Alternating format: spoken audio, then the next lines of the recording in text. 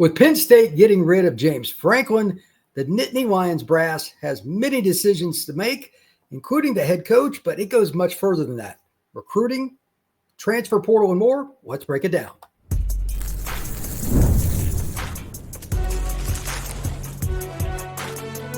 You are Locked On College Crossover, part of the Locked On Podcast Network. Your team every day. A crossover edition of Locked On the Portal and Locked On Nittany Lions. I'm your host, Brian Smith, longtime college football recruiting analyst. Thank you for making each of the Portal and not Locked On Nittany Lions a part of your day each and every day here on the Locked On Podcast Network. With the news that James Franklin has been let go by Penn State, there are a lot of things to cover. Obviously, the first one, who are the most likely names to end up in Happy Valley long term? We will certainly dive into that, but we're also going to get into what's it mean for Penn State with the roster, with recruiting, with the assistant staff, and what does the fan base really, what does Penn State want? To help me break down each of those categories, Locked On Nittany Lions host, Zach Sako. Zach, it is a really unique scenario to see a coach like this. I mean, he's had a lot of success at Penn State, but he has been let go after the Northwestern loss. Your first reaction probably wasn't one that you were shocked, because I know you've got contacts. But were you surprised by how many people were happy to see him go or not? What was just your overall thought about the Penn State fan base with Franklin being gone? I think I'm still most in shock by just how quickly it fell apart. 2 weeks. 2 weeks. You go from being in the lead against Oregon in the whiteout game to firing the head coach that has 100 plus wins, all the New Year's Six bowl game wins. Yeah, but just couldn't get to the mountaintop, right? Off of a college football playoff semifinal. Like, come on. I get it, but if you've been following this team this season, you knew this was necessary. People that are 1,000 feet away, that have the bird's eye view, that don't understand the situation, are gonna laugh at Penn State and say they're tanking their program. That's not it. This was necessary. It was due. It was time. Unfortunately, I mean, this program fell apart when James Franklin had the best setup, best personnel group. He said he had the best, that in combination of coaches and players, he had the best personnel group ever of his career. And they lost to Oregon. Okay, that's understandable. But then you let one loss turn into two into three. And those teams were Oregon, UCLA, and Northwestern. It's not like it was Oregon, Ohio State, Indiana. Then this would all be okay. It's like, oh, this is typical Penn State. They just lost all the big games. No, this was a new rock bottom for a James Franklin team. I was shocked at the way they played against UCLA. The Bruins came out, they were at 24-7 or something like that. They just looked like they were the only team that practiced that week. That told me there were some cracks in the foundation from the players, but not necessarily Franklin and his staff. Sometimes you lose a big game, it takes its footing for a little while. But the way they played against Northwestern told me that the buy-in wasn't there anymore, because Northwestern doesn't have half the talent that Penn State does. And they've got some physicality. That running back's a pretty good player, et cetera. Yep. But in the fourth quarter, there were times they ran over Penn State. And I was just like, how is that possible? Because one thing I never thought I would see was their defense just be average at best. Third and fourth down kind of plays. Mm-hmm. And that's when I thought to myself, it's a matter of time before he gets fired. Now, I didn't think he was getting fired after the Northwestern game. I really didn't. I thought they'd wait till the bye week at the latest at the end of the season. But when they drop the hammer, it is what it is. So my thought now is, how do you get this done quickly and try to do your best to mitigate losses to the recruiting? Because it could go 100 directions with the class of 26. And I did a podcast on Locked On the Portal earlier today saying, hey, the kids that are closer to home are more likely to stick with Penn State long term. They'll at least take the phone call from the next coach. The guys that are from further away, North Carolina, California, whatever, that's more likely to be difficult. But they'll still get several of these kids to sign. It's the 27 and 28 classes who had just started to build their relationships. Those, and like the 27 class, you and I talked about it several times on Locked On Nittany Lions. Mm-hmm. That's a great group. In state, New Jersey's got some good players, and of course DC/Maryland, and then the whole Hampton Roads area. That area is just loaded.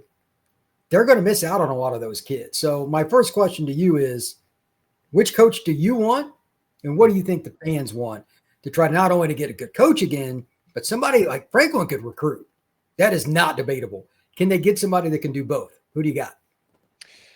Yeah, there's so I have my list, I have the Penn State fan list, and I also have the Penn State list, right? In theory, based on what we know. This isn't some insider, no, but there are multiple different lists here. To answer what you say about recruiting, Penn State knew what it was doing with this move.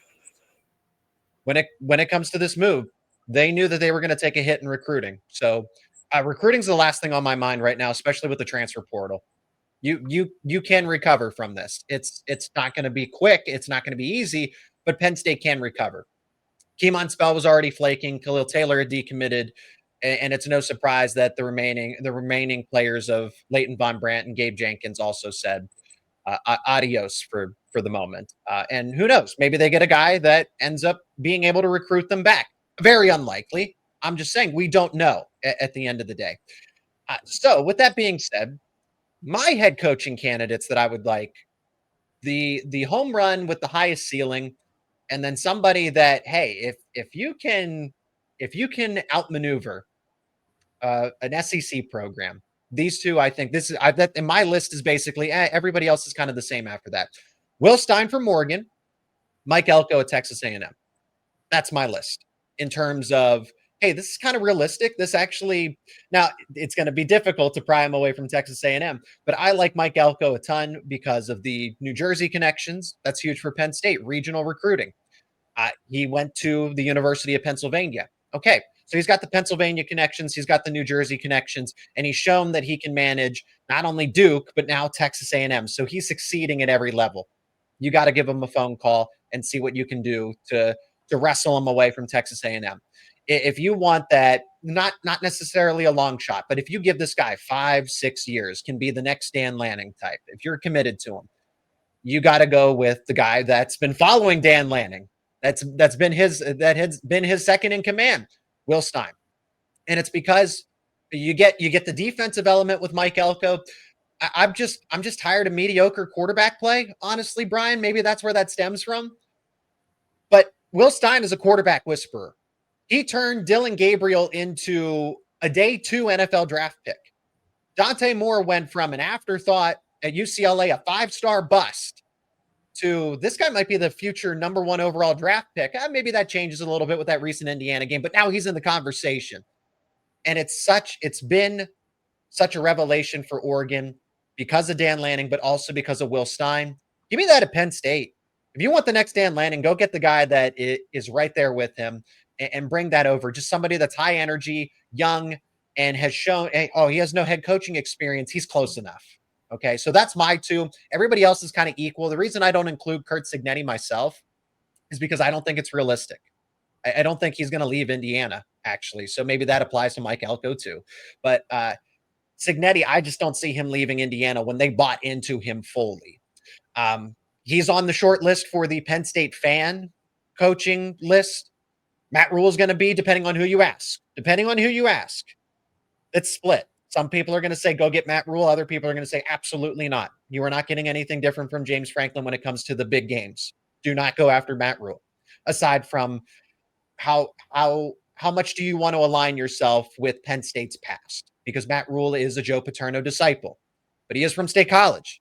He's from Central Pennsylvania. He played at Penn State. You can see, and he did work under the current athletic director in Pat Kraft. So you can see why Matt Rule becomes such a realistic option. He checks a lot of boxes for better, whether people agree with it or not. Matt Rule is actually almost objectively the best candidate for Penn State. Manny Diaz has popped up. Urban Meyer's popped up. Nick Saban. But if we're kind of combining all of those names together in a list of who's most likely the most realistic one, Matt Rule is going to be up there. Curt Cignetti, Manny Diaz, Urban Meyer, and I think Will Stein is maybe closer than people think. I think that's a pretty interesting list. When we come back, I'm going to give my list, And I'm also going to start breaking down some of the recruiting decommitments, what I think is going to happen. I don't think it's going to be quite as bad as some people do. That is next on this crossover of Locked on the Portal and Locked on Nittany Lions. Today's show is brought to you by our friends over at Mazda. The game is moving forward for those who believe it's not just about playing the game, it's about redefining it. There are moments that do more than put points on the board. They move crowds, culture, and keep moving the game forward. For Penn State, they've got to find a new way to move forward with a new head coach, but that program has had so much history and so many great players. It doesn't really matter who it is that comes in. They're going to have a lot to live up to, but they're going to have an opportunity with a lot of great players. In Penn State, even though they're down right now, that's not going to last very long. This is going to be a great coaching search, and it's going to be a lot of fun. So Penn State will not be down for long. When you follow what moves you, the unexpected is only the beginning. And just like that, there's more to every highlight. There's more to a Mazda vehicle. Mazda. Move and be moved. Thank you once again for making Locked on the Portal and Locked on Nittany Lions a part of your day each and every day here on the Locked on Podcast Network. I'm Brian Smith, and I am joined by Zach Sako. Thank you for joining us. My take on the Penn State coaching search is pretty simple. I would go after Fran Brown, and I'm sure a lot of people don't want him. He's a very brash guy, etc. Penn State's a very conservative place, but if you want somebody that can throw the football, he fits the profile to a T, and he's from Jersey, and he is as good a recruiter as there is in the country. I don't think Penn State will do it, but that's what I would do. Will Stein, I like that quite a bit. There are other young defensive coordinators and whatnot that are possibility. Offensive coordinators, there's a lot of ways you could go with that. Does Penn State really have a bad hire? And it's because of the brand that Penn State. Yes, they can make the wrong move when hindsight's 2020. But Eli Drinkwitz is on the table. That could potentially be a hire. Jeff Brom would be a solid hire, right? We are naming so many candidates, and that's because Penn State's a top 10 job.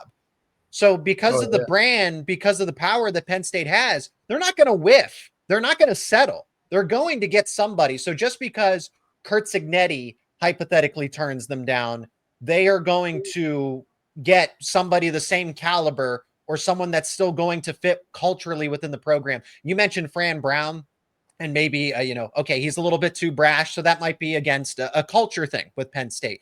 I see people suggesting Lane Kiffin, the exact same thing. I don't think Lane Kiffin would fit in at all. That is an awful hire for Penn State. Good coach. Don't do it. Yeah, you got to be careful what you ask for. Lane belongs in the South. He enjoys it. That's not the right fit for him. But at any rate, I think Matt Rule is a mistake because I think he would be 8-4U. He's not a very good recruiter. So instead of 10-2, it's 8-4. Yeah, I think they would drop because Franklin was lights out. Rule is not in the same stratosphere as a recruiter. He's not. And I know I can't compare it quite apples to apples because Nebraska is much harder to recruit to because it's middle of nowhere. But at the same time, Franklin got them in, at least in part. I mean, part of his staff did too.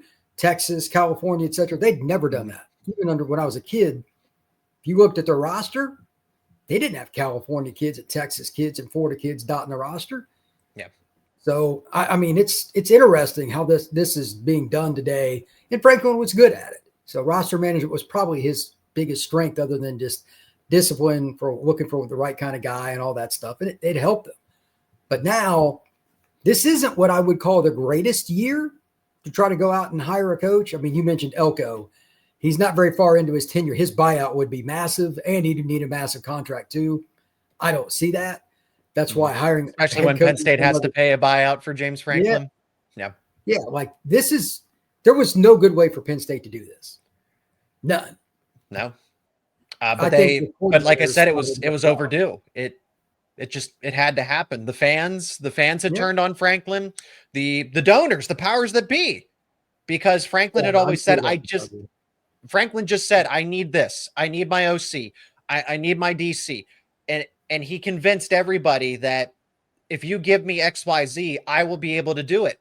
And not only did you not even deliver to your average, you didn't even meet your regular threshold, you collapse completely. So you got the answer. That's the thing. There's no more what if. You got your answer that it's not going to happen. So what does Penn State want to be? Does Penn State want to be perennially 9-3 and 10-2, maybe in this new expanded Big Ten? Or Do you want to compete for national titles? Do you think you're in the same conversation with Ohio State every year? Do you like losing to Notre Dame on the football field and off the football field? If you don't like any of that, as the powers that be at Penn State, you had to make a change. I get it. I don't have any problem with that. But it's just like there is no perfect candidate that is not going to come with a big buyout, but also has a lot of experience winning. Those two things you can't pull apart.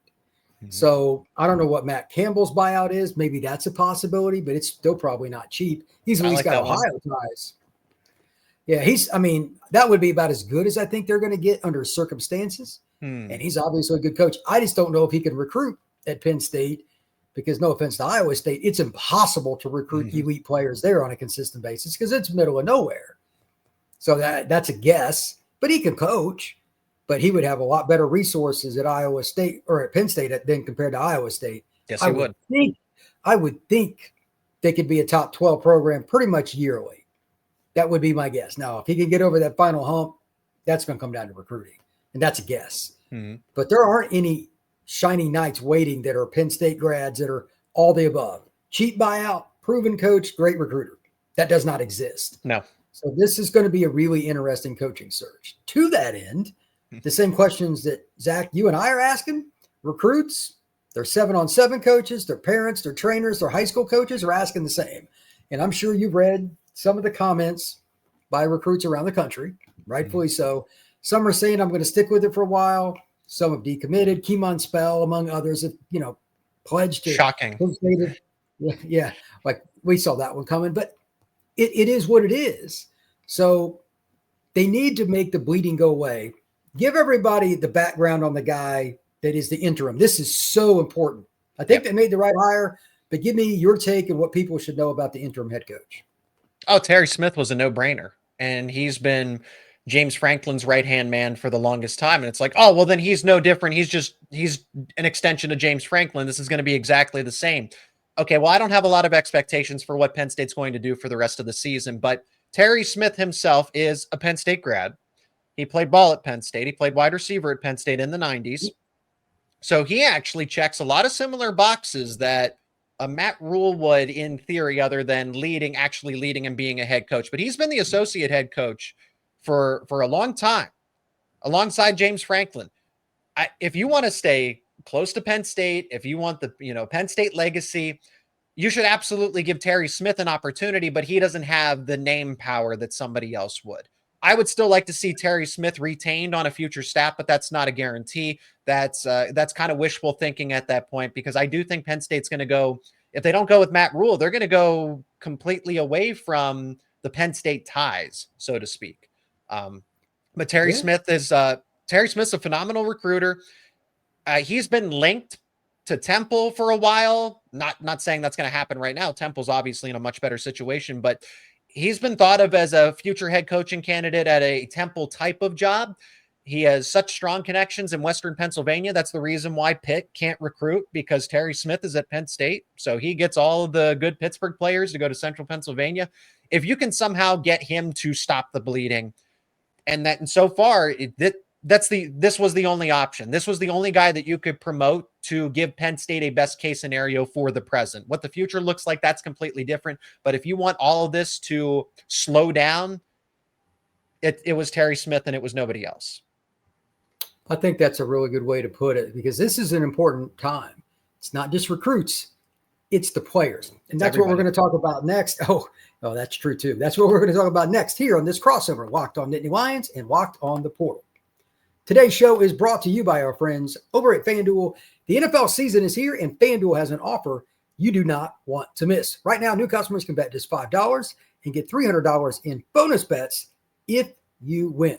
That's right. Pick a bet, put down $5, and if it hits, you'll unlock $300 in bonus bets to use across the FanDuel app. If you want to bet on over-unders, parlays, maybe it's one team that you think is going to win the division, maybe who's going to play in the Super Bowl, whatever it is you want to do, you can do it at FanDuel. So what are you waiting for? Visit FanDuel.com to download the FanDuel app today and to get started. We are also brought to you by our friends over at Monarch Money. Most people can't name all their financial accounts or even what they're worth, whether it's 401ks, properties, or investments. And when you don't have the full picture, you can end up leaving money on the table. That's where there is Monarch Money. It's an all-in-one personal financial tool that brings your entire financial life together in one clean, easy-to-use interface on your laptop or on your phone. Monarch is built for people with busy lives. If you put off organizing your finances, Monarch is for you. Monarch does the heavy lifting so you can link all your accounts in minutes, see clear data visuals, and get smart categorization of your spending, and finally feel in control of your money without ever touching a spreadsheet. You can do this right from your phone. You're not going to have to go hunting for everything. It's right there on the app.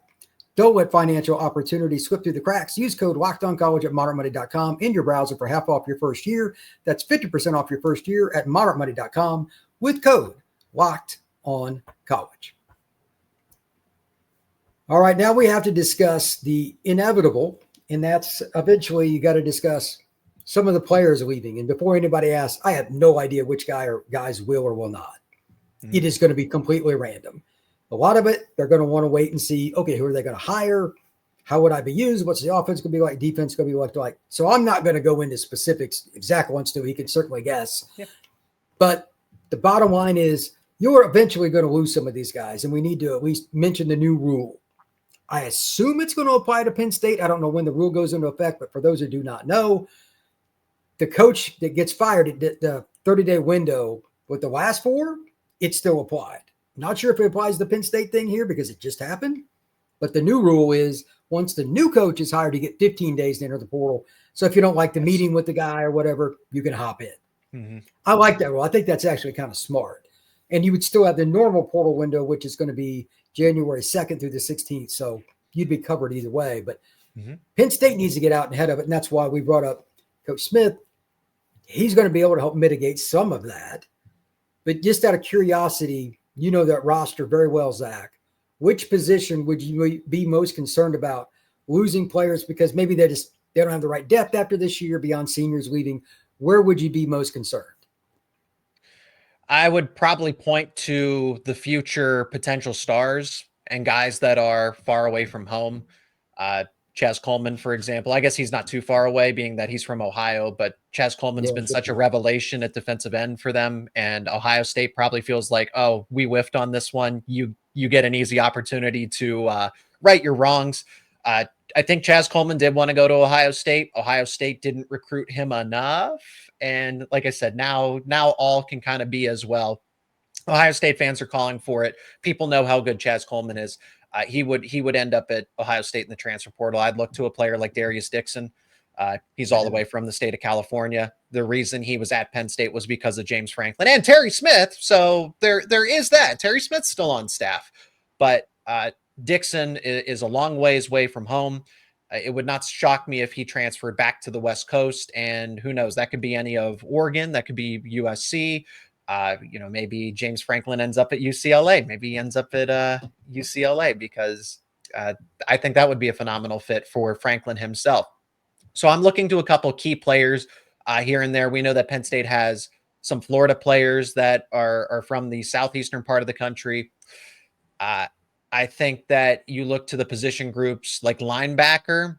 Dan Connor's in place, and Dan Connor's the Penn State legacy, the defensive line, aside from Chaz Coleman, Deion Barnes. If those guys stay on a future staff, which would make a ton of sense, because Penn State, I think Penn State's going to try to hold true to its identity somewhat and find somebody that's going to mix the two, bring a fresh start, but also incorporate, Dan Connor, Deion Barnes, Trace McSorley, keep those guys on staff that made Penn State.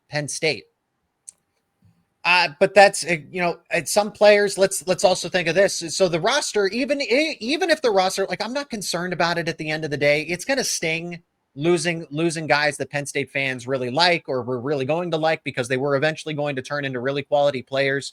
But that where Penn State's going to lose players, they're also going to gain new iconic ones too. Okay. So you lose ones in the transfer portal. You're going to get the future coaches, star players as well, or players that really like him. You're also, and I think Penn State just with all of the seniors moving on, going to the NFL, right? This team was already going to have a new identity as it was next season anyway, with or without James Franklin. Lose Aller, Katron Allen, Nicholas Singleton, the transfer wide receivers, guys on the defensive side of the football that came back, Denai Dennis Sutton, Zane Durant. So Penn State's already going to look new as it is.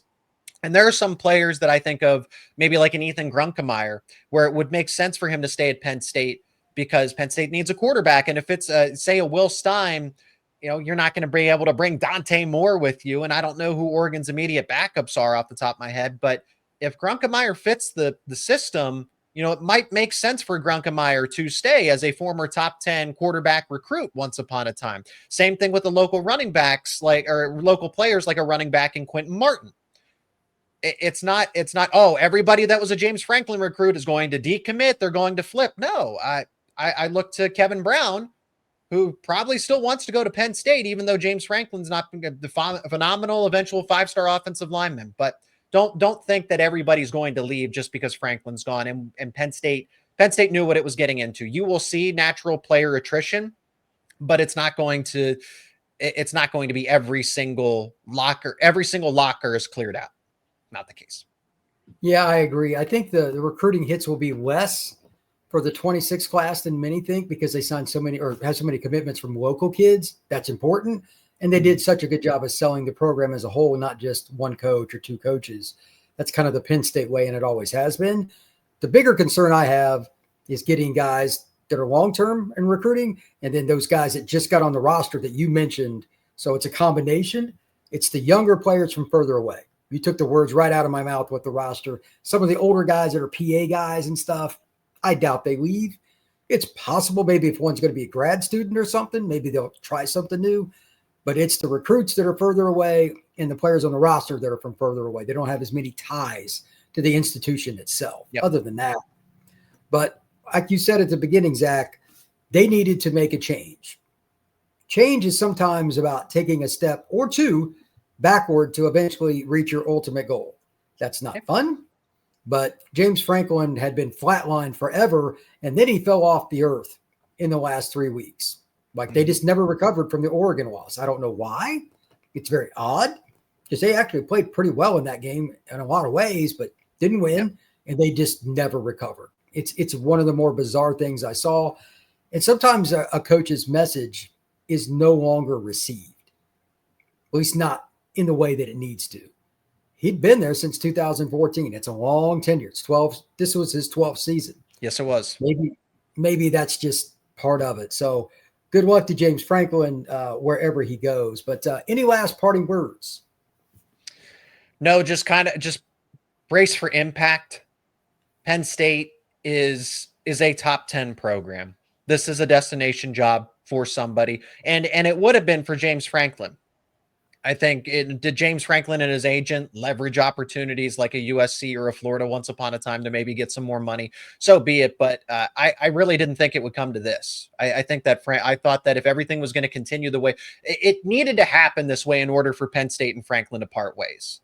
This kind of chaotic situation, because if he had lost to Ohio State, Oregon, and Indiana, status quo, nothing changes, and you go about your business. It just wasn't the season. But it was this total shocking collapse that led to this. This Penn State is going to set off a domino effect that is going to cause chaos around college football. If they happen to poach Curt Cignetti, Mike Elko, the domino effect that's going to set off, because then it's going to force these other power brands to go get their next head coach, and big fish eats little fish, right? So a Will Stein, as we kind of talk things through, because Penn State has to pay Franklin's buyout and future staff members as well. You're paying for a $700 million stadium renovation. You asked the donors to fund additional resources for this super NIL roster to retain the NFL talent, also get Trevor Pena and Amari Campbell out of the portal. That costs money. And in order to somewhat offset that, you can't necessarily go buy Mike Elko out of his contract. Will Stein doesn't have those kinds of guarantees, but he offers the same kind of upside and potential without the similar type of price tag. And I think that's where Penn State honestly, it seems like a long shot, but it's a lot more realistic than it necessarily meets the eye. So I know Manny Diaz is very well liked between Penn State fans, the Penn State administration. Not my personal favorite candidate. I think you're getting the same thing with James Franklin with a little less recruiting. You and I, a conversation I think about a long time ago, maybe a year and a half plus, maybe almost 2 years to this point, where you were pretty critical because you followed the Hurricanes for a long time and knew how that situation went down. And Manny Diaz just does not recruit that well. Maybe things have changed since he's kind of reinvented himself. That was a while ago, and years have passed. But I want to see Penn State do something slightly different, trying to bring together, keep your Penn State identity while bringing in fresh ideas. So and because of the transfer portal, because of NIL, it's not going to be as ugly and as gruesome, where it might be a 1 to 2 year slow rebuild.